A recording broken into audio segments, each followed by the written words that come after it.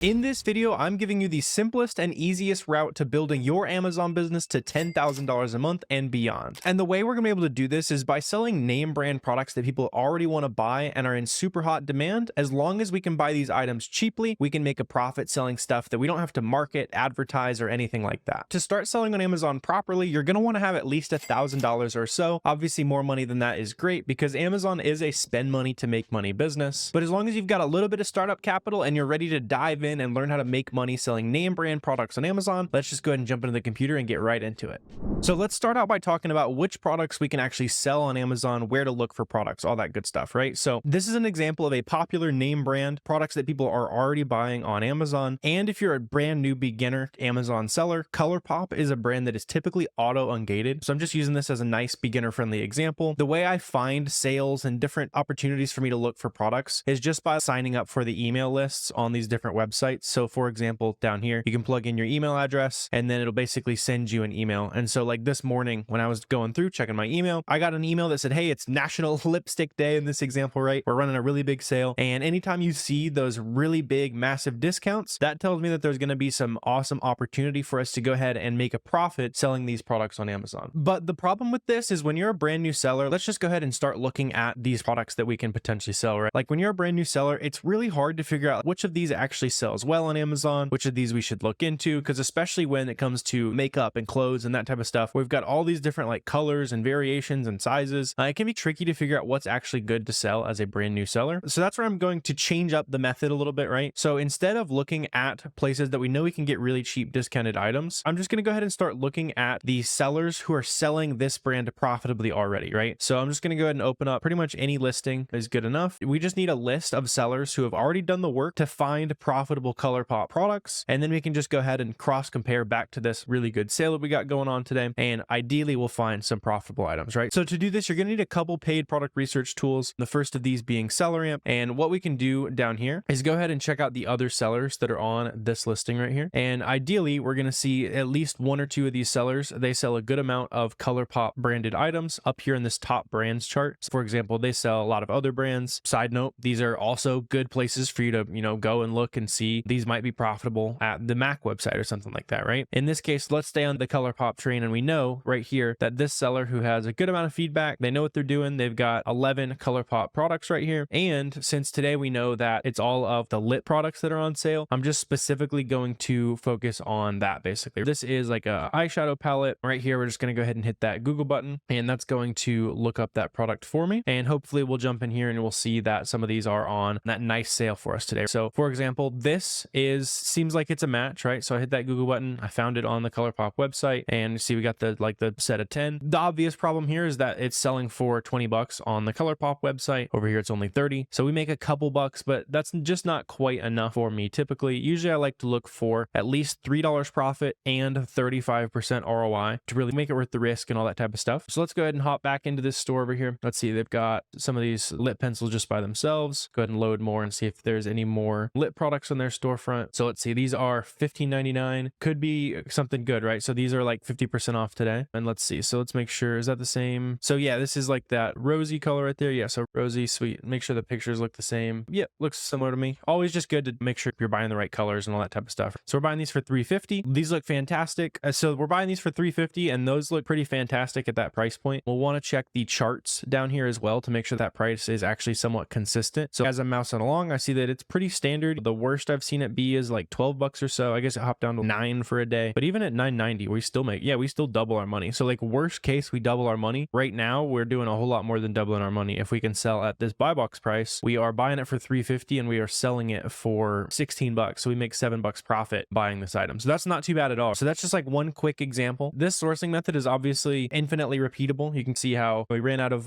lip products to look at on that storefront. But now that we have a profitable lead to go off of, we can just do the exact same thing and start looking at all of the other products in that brand that we know is on sale today, that these sellers have already done the work for us to go ahead and find profitably for our. So it looks like these stores aren't selling too much at all. These are like nice small stores. Good rule of thumb is to look for storefronts that have at least like 25 feedback, somewhere between 25 and a couple hundred tends to be a good sweet spot there. So now that we know the process of finding sales, you're signing up for a bunch of email lists, we dive into that website and then we just reverse engineer it and we look at the stores of other people who've already sourced this website profitably. Now that we have profitable products, let's go ahead and talk about what we need to do with these products next so that we can actually start making sales on Amazon as quick as possible. So in this example, we've found this profitable product right here. Based on how fast this listing was selling, it's really a decent selling listing right here. You can see lots of different colors though, so got to keep in mind that this is split between all the different colors and sizes, all that kind of stuff. We would be good to buy at least like 20 or 30 of these. So let's just say that we want to go ahead and place a test order of 30 units of this lip pencil right here. And now we actually have to go ahead and get these shipped off to Amazon so they can be available for sale. What I have to do to get these shipped off to Amazon, and this is where our tool Boxem is going to come into play to make this process really simplified for you. And we have a bunch of extra features built in that saves you a ton of time compared to using any other method. And you can also use things like 2D barcodes, which generally help your check-in times, help you make money faster, all that good stuff, right? So let's go ahead and just make this shipment together. Make this the ColourPop test shipment right there. You just go ahead and fill out all this information that's relevant on your Boxem account. If you don't already have Boxem, you can get a free trial down below to follow along with this step of the process. You want to obviously select your ship from address. So I'm going to be using a fictional address here so I don't have any unexpected visitors coming anytime soon. We want to select our shipping method. In this case, we're just doing small parcel. We just got one box of some lip pencils in this case. I'm also going to use the case packed method here. This is useful when you have a lot of units of the products that you're sending in, but it'll help you avoid some split shipments, as we can say, hey, these are all case packed together. Don't split them across two different warehouses, basically. We can also select our labeling preference. So if you don't want to go through the process of labeling these items, I'll show you how that works, but you can definitely do that there. I'm also going to turn all of these little sliders on. Just helps me store, buy cost, supplier, my date purchase. This basically automatically changes the price for me so that it's way above that buy box. By the time it checks into Amazon, I'll go ahead and lower that price manually. But just in case that price shoots up as I'm shipping it into Amazon, I don't want to accidentally sell way cheaper than I could have, basically. So I always do this to make sure it ships in as expensive as possible. And then down here, I also want to use 2D barcodes for our box contents. And these are basically just like a special barcode that Boxem puts on your label for you. And it helps Amazon with the check-in process. It basically communicates some information about your shipment a lot smoother to Amazon. And in my experience, we've seen faster check-in times and less lost inventory using them. So it's been a pretty big no-brainer for me recently. And that's why I'd recommend you want to use Boxem here. So let's go ahead and create this shipment. And I'm going to grab the ASIN. So open this URL of this product that we have. We have the ASIN of the product. It's basically like Amazon's barcode. You can think of it like that. And that's going to search that product on Boxem for me. You can also do things like just like typing in the text. So let's say you're selling like a Stafford branded product. It'll search all that up really quickly for you. Usually you'll probably be using like ASIN, that type of stuff. You got it on a spreadsheet somewhere like that. And so let's just go ahead and create a new SKU here. We are buying these for $3.50. It's automatically changing my price to be 50% above that $16 buy box there. We do have 30 of these, right? And then we also want to say that there's 30 in the case. That's going to help us with some split shipments here because we have a good quantity of this item. Right down here, I'm just going to go ahead and use a test supplier. I'm also going to move myself there a little bit real quick. And then we also want to select our date purchased. And this allows me to create a custom variable SKU. So this is basically saying, here's your supplier, here's the date you bought it, here's what price it was, and then it's just like a random number, so you don't actually make the same SKU twice. This is all configurable in your Boxem settings. And this tells me as I'm going through maybe a month later and I have to lower prices, or I want to raise prices, or I'm trying to remember where I bought it from so I can go restock. All of that information is embedded in your SKU to make that process a lot easier. I'd really recommend that you take advantage of that and make those variable SKUs. They're just really useful for your business. And then down here on the bottom, before we add this product, it's also going to ask us for an expiration date. For makeups, it's usually a couple years out. I'm just going to go ahead and select July 1st in this case. So we're going to go ahead and add that product to our batch here, and then bang. So it says we got 30 units. We have all of them in a case already. And then as you scale your business, you're probably going to be buying a whole lot more than just one product at a time. So you can add as many products to this as you want, and then just go ahead and press continue once you got it all batched up there and selected all that good stuff. So it's going to suggest which warehouse we need to ship to. So we're going to go ahead and take care of that. I want to confirm that shipment. And this is the step of the process where you got to do a little bit of legwork to basically prep these items up to Amazon standards. So what we have to do first is print our FN SKU labels. So I'm just going to print one to show you how it works here. You can just go in here and press print 30 right there. To set all this up, and when in terms of printing the labels and all that good stuff that we'll be walking through, you can set that up in your printer settings here. We have a software called Boxem Print that you'll download. It helps us sense what's going on with your label printer, make sure you're printing out the right size labels and everything. If you're ever having any like printer or tech issues, anything like that, support at boxem.com is standing by. They're always happy to help. And that goes for any other issues you might be having with shipping to Amazon. Support is always happy to step in there and help you. All we want to do is we're just going to go ahead and print our label there. I'm just going to print one to show you how it looks. And you'll see it's going to look something like that label right there. So it's got that barcode, it's got the product title and the expiration date, all that good stuff on it. So we want to print out all of those FN SKU labels. You're going to take your product where you have a barcode, right? And then you're just going to label over that barcode like I did here in this example, because when this product arrives at Amazon, you don't want them to scan the UPC barcode. Basically, these FNSKU labels, they tell Amazon that it's your inventory. So when they scan the product and you're shipping it out, that type of stuff, it actually credits you properly with the sale, basically. And then as you're printing out these FNSKU labels and putting them directly on the products, start putting them directly into your Amazon FBA box. We've combined a couple steps of the shipment process to make sure you only have to touch your items one time as opposed to 2 or 3. Obviously, that saves you a ton of time the more products you are sending into Amazon. So we can just go ahead and bulk assign right there. Let's say you have 2 different boxes. You can do 15 per 2 boxes, take care of all that right there. In this example, I'm going to do just like a 30 unit box. I got 1 box, just some makeup. It'll be pretty light, right? So let's just say we'll just call it 10 pounds in this example. And we're going to save and print those FBA box labels. That's going to, again, automatically send that label to your printer. And it'll print something like this right here, where we can see all the barcodes that Amazon needs. And then down here at the bottom, we also have that 2D barcode, which is that super powerful barcode that's being automatically added onto our boxes that generally helps you get those items checked in at Amazon faster. So that starts making you money faster on Amazon. You beat other competition, you keep your cash flow rolling faster. It's a really big no-brainer if you're not already using 2D barcodes. I'd really recommend you check that out. But we got all of this assigned to boxes, right? So we want to go ahead and continue. And when you're using the 2D barcode, it also makes the box contents process really simplified. It shouldn't take too long at all. Usually I'll leave this uncut so you guys can see how long it actually takes, and bang, there you go. So it's already taken care of. Usually it takes 4 or 5 minutes if you're using anything else. And this is where we can just see the end of the process, right? So we can see what's in our boxes here. These are all going to be labeled. They're going to have that FBA box label thrown on top of it. And then once you get to step 4 here, we'll just go ahead and accept those shipping charges, do the exact same thing, print out our UPS shipping label. And then now that we've got our Amazon FBA box label and that UPS shipping label taken care of, we can just go ahead and schedule a UPS pickup, go drop it off at UPS, whatever's easier for you, and get back to doing that step 1 where we're finding profitable items and keep filling up that Boxem account with profit.